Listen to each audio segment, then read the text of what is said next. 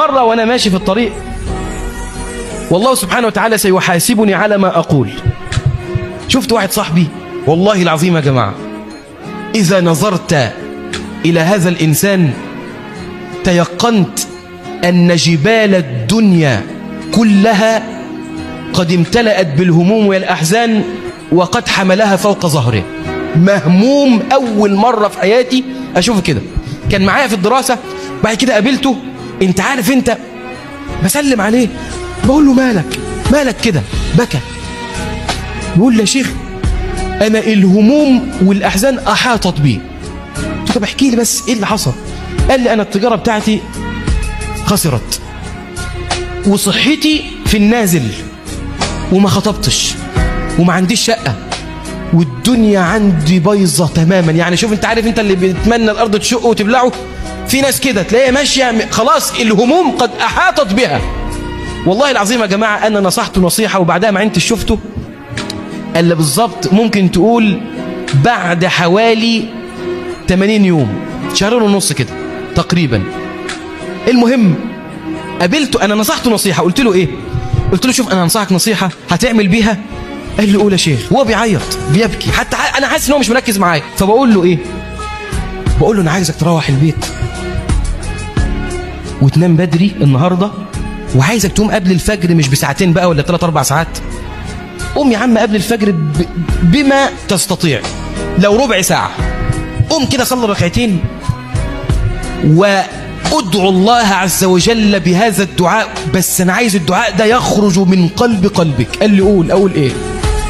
قلت له عايزك تقول بالليل كده في جوف الليل: يا حي يا قيوم برحمتك أستغيث أصلح لي شأني كله ولا تكلني إلى نفسي طرفة عين. يا حي يا قيوم برحمتك أستغيث أصلح لي شأني كله ولا تكلني إلى نفسي طرفة عين.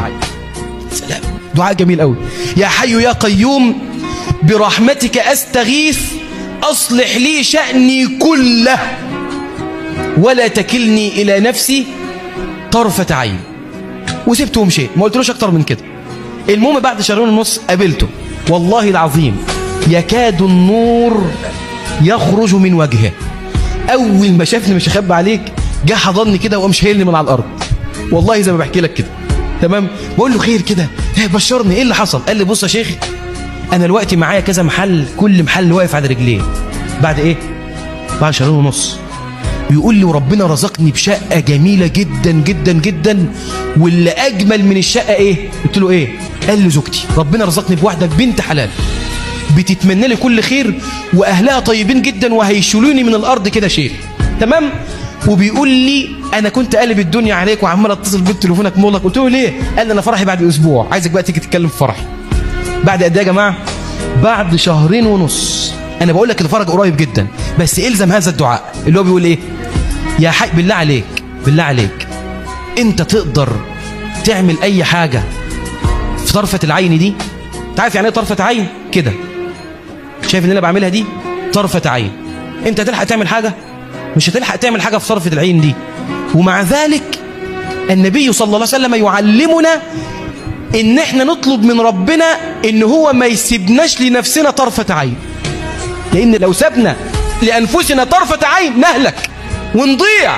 يا حي يا قيوم برحمتك استغيث اصلح لي شأني كله ولا تكلني الى نفسي طرفة عين.